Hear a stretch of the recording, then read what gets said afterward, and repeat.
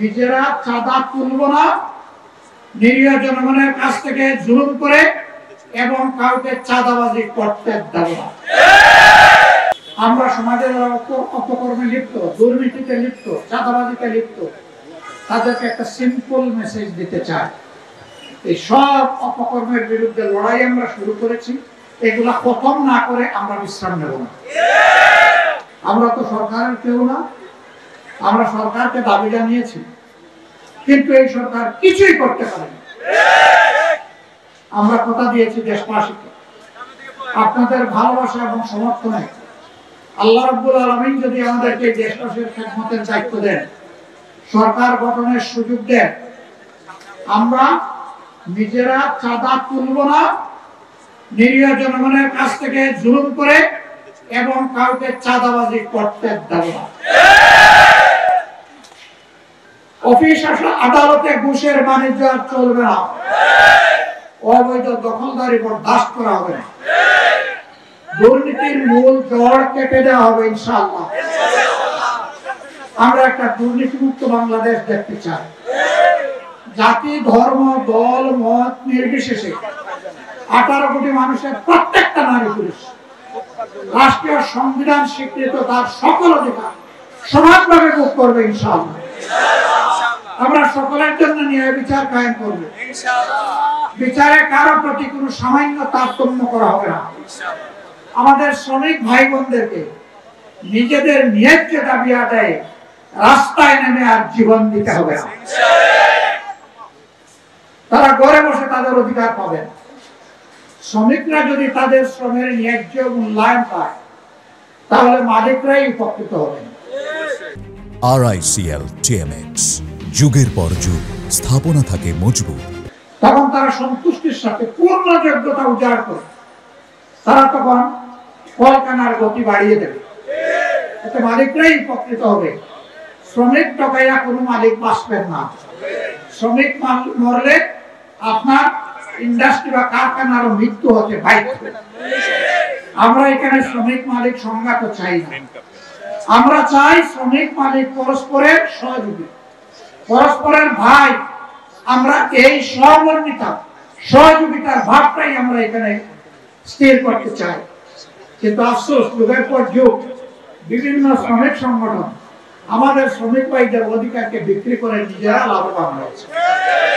শ্রমিকদের ন্যায্য কোনো দাবি তারা আদায় করে নাই। শ্রমিকরা পথে পথে কষ্ট করেছে, জীবন দিয়েছে, পঙ্গু হয়েছে, চাকরি হারা হয়েছে, লাভবান হয়েছেন নেতারা। বাংলাদেশ জামাত ইসলামী এই বৈষম্যের বিরুদ্ধে। সম্মানিত ভাইরা, এই কাফরুল মিরপুরে এক সময় কিসের রাজত্ব ছিল তার সাক্ষী আপনারা।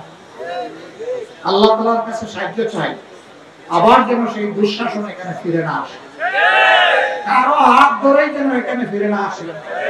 এই এলাকার মানুষ শান্তি এবং সম্মানের সাথে যেন বসবাস করতে পারে।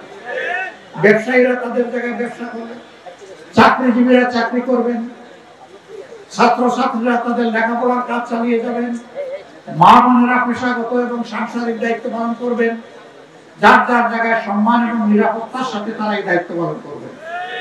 আমরা সেই রকমই একটা কাফরুল এবং সেই রকম একটা মিরপুর গড়ে তুলতে চাই প্রাথমিকভাবে।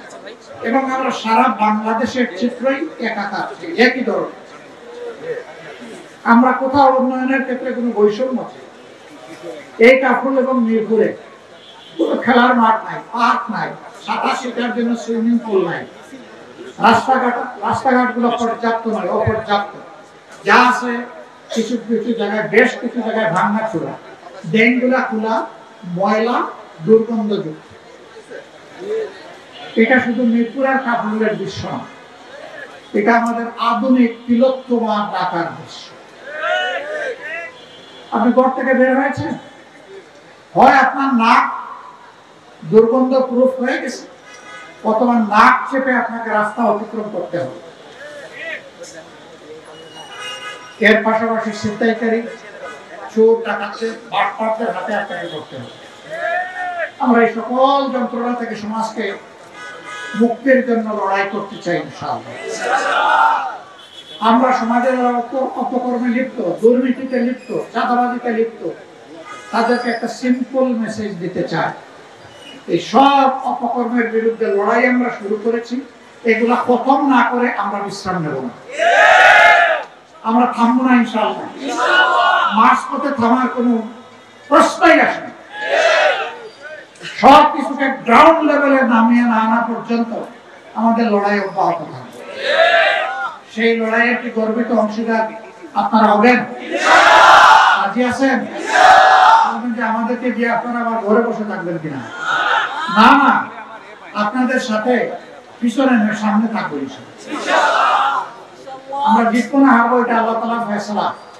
কিন্তু মানুষের জন্য, মানুষের মুক্তির জন্য আমাদের লড়াই আল্লাহর উপর ভরসা করে আমরা চালিয়ে দেবো।